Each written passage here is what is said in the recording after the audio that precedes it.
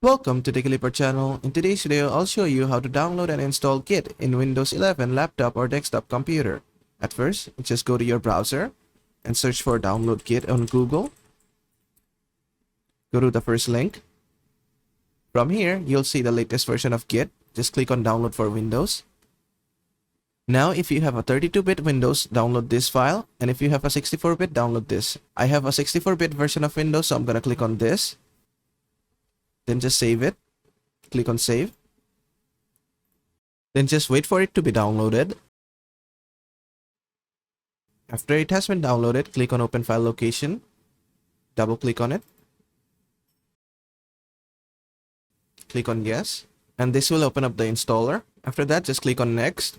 Then click on next again. Click on next. Click on next. Click on next again.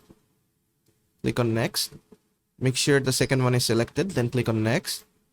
Click on next. Click on next. Click on next again. Click on next.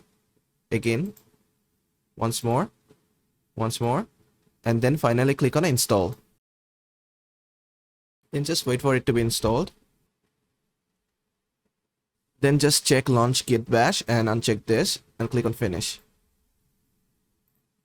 And that is how to download and install Git on Windows 11 laptop or desktop computer. I hope this video was helpful. If it was, please give it a thumbs up and don't forget to subscribe.